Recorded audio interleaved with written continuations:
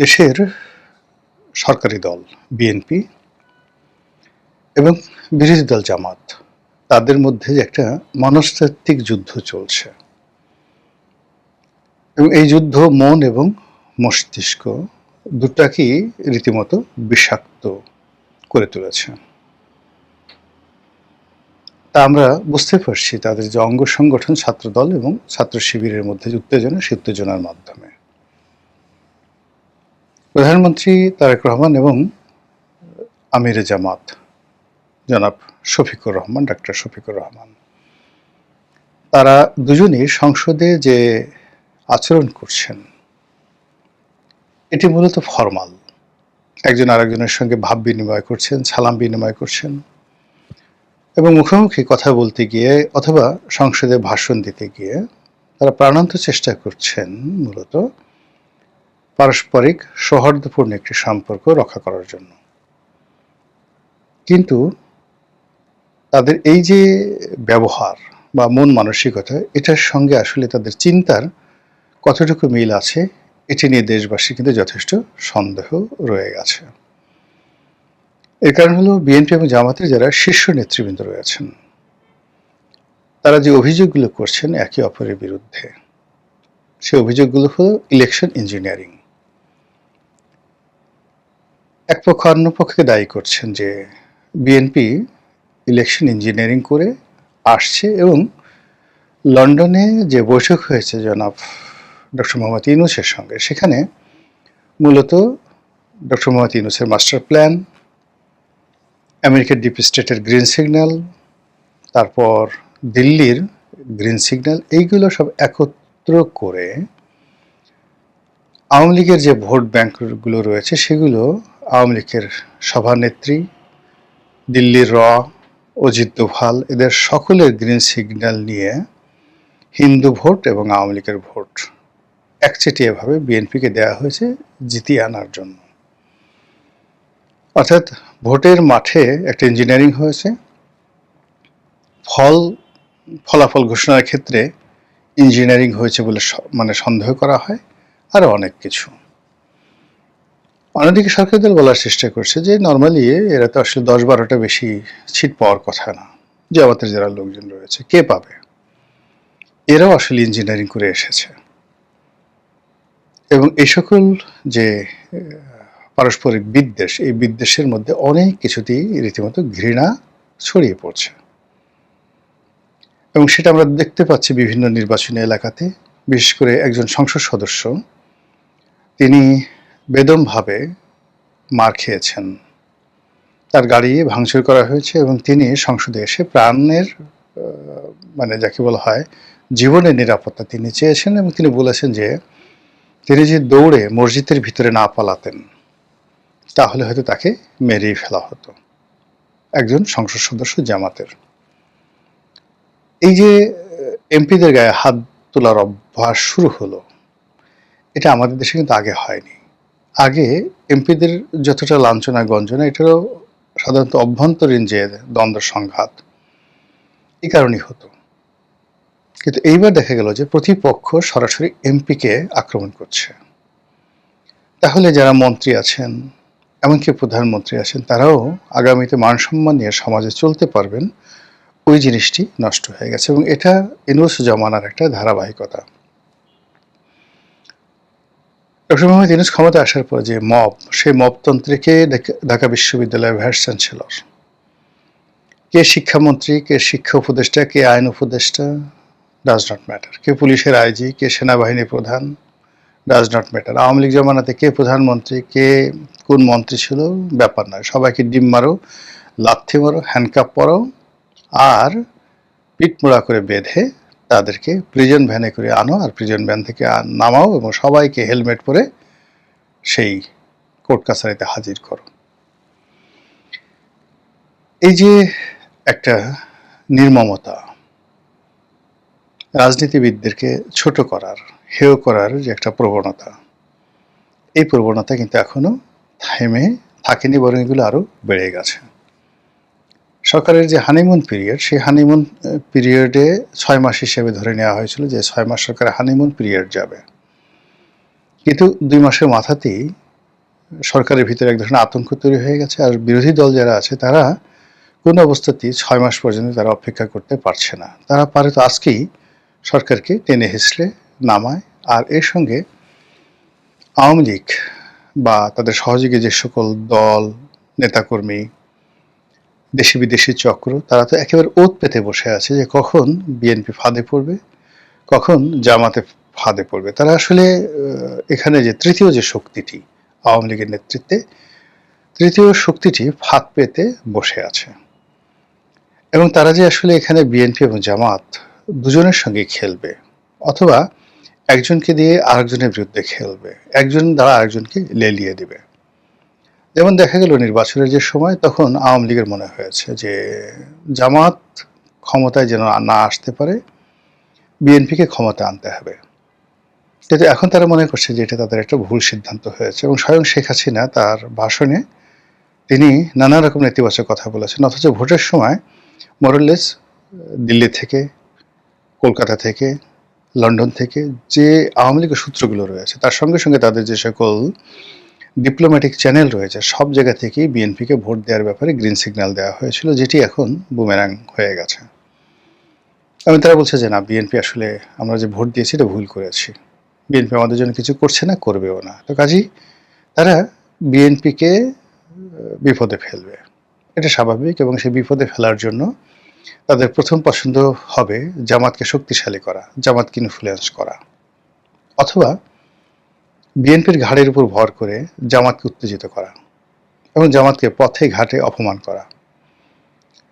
যেমন দেখা গেল যে যেহেতু ভোটের মাঠে একটা সমীকরণ হয়েছে এবং তারা অনেকেই এখন বিএনপির সঙ্গে মিশে গেছে, আওয়ামী লীগের লোকজন, জামাত এখন উল্টো এদেরকে গুপ্ত বলছে, আওয়ামী লীগের লোকদেরকে গুপ্ত বলছে এবং বিএনপি লোকদেরকে গুপ্ত বলছে। এবং এটা নিয়ে যখন বাহাস চলছে, তখন এই বাহাসের একটা ক্ষেত্রে দেখা গেল যে জামাতের কোনো শীর্ষ একজন নেতাকে এখানে আক্রমণ করা হলো, পিছনে ইন্ধন দিল আওয়ামী লীগের লোকজন, সামনে ফেজে চলে আসলো, একটা সাজানো নাটক হয়ে গেল। এবং সেখানে দেখা গেল যে বিএনপি যারা নেতাকর্মী তারা সেই ফাঁদে পা দিয়ে একটা অকারেন্স ঘটিয়ে ফেললো।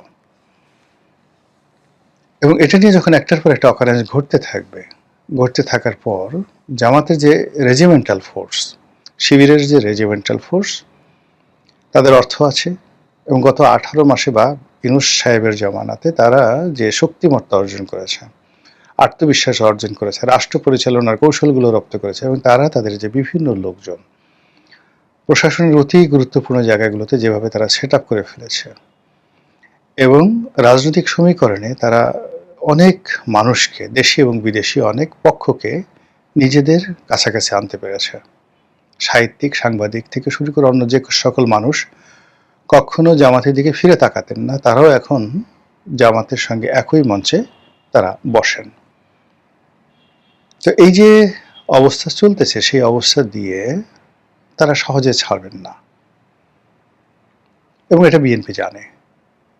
যদি জিজ্ঞাসা করা হয় যে জামাতের যে প্রস্তুতি ছিল শেখ হাসিনার বিরুদ্ধে লড়াই করার, সশস্ত্র সংগ্রাম করার, সেখানে তো বিএনপির আসলে এরকম সশস্ত্র সংগ্রাম করার, অগণতান্ত্রিক কোনো কাজ করার, গোপনে কোনো কাজ করার, গেরিলা যুদ্ধ করার এরকম কোনো অভিজ্ঞতাই তাদের ছিল না। তারা রাজপথে নিয়মতান্ত্রিক আন্দোলন করবে, লড়াই করবে, বড় বড় কথা বলবে, পার্লামেন্টে বড় বড় কথা বলে মন্ত্রিত্ব করবে, এটাকেই মনে করে রাজনীতির লক্ষ্য এবং উদ্দেশ্য। কিন্তু জামাত তাদের যে লাইন আপ, সেই লাইন আপে জেহাদ করা, সেই লাইন আপে বিপ্লব করা, সেই লাইন আপে খেলাফত প্রতিষ্ঠা করা, সেই লাইন আপে আরও অনেক কিছু করার যে অ্যাম্বিশন, অভিজ্ঞতা, কানেকটিভিটি, এবং তাদের সামনে অনেকগুলো বাস্তব অভিজ্ঞতা রয়েছে, বাস্তব উদাহরণ রয়েছে। সিরিয়াতে যা হয়েছে, লেবাননে যা হচ্ছে, মিশরে যা হয়েছে বা হচ্ছে, কুর্দিদের মধ্যে যা হচ্ছে, আফগানিস্তানে, ওয়াজিরিস্তানে, পাকিস্তানের বেলুচিস্তানে যা কিছু হচ্ছে, এই সবগুলোই জামাত গভীরভাবে পর্যবেক্ষণ করে, এবং জামাতের যারা কর্মী সমর্থক তারা এই সমস্ত ব্যাপারে একেবারে রীতিমতো PhD degree holder, they know everything.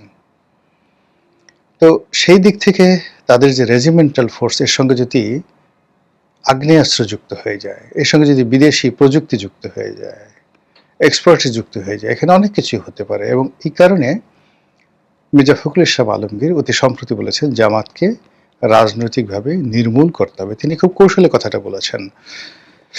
কিন্তু রাজনৈতিকভাবে করেন বা প্রশাসনিক ক্ষমতা ব্যবহার করে করেন,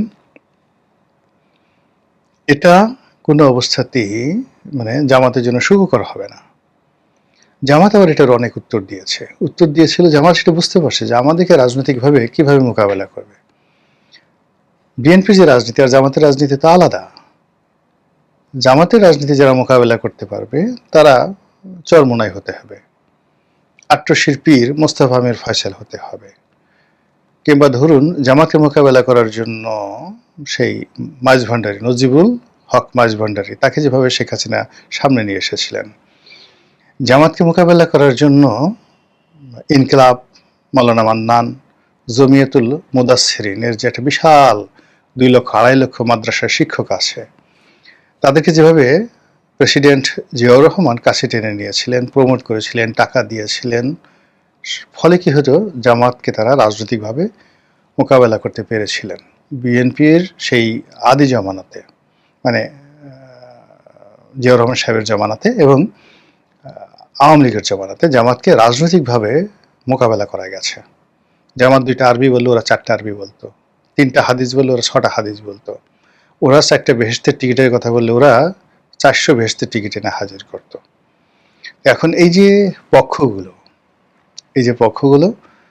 সেই পক্ষগুলোর মধ্যে ধরুন হেফাজত ইসলাম, তাদের মধ্যে কয়টা গ্রুপ আছে, কওমি লাইনে কয়টা গ্রুপ আছে, তাবলিগে কয়টা গ্রুপ আছে, এবং এইদের সবার সঙ্গে পলিটিক্যালি যে মোটিভেট করে এদের পুরো শক্তিটাকে জামাতের বিরুদ্ধে ব্যবহার করে জামাতকে রাজনৈতিকভাবে নির্মূল করবে, এইরকম লোক বিএনপিতে একজনও নেই, নট এ সিঙ্গেল ওয়ান।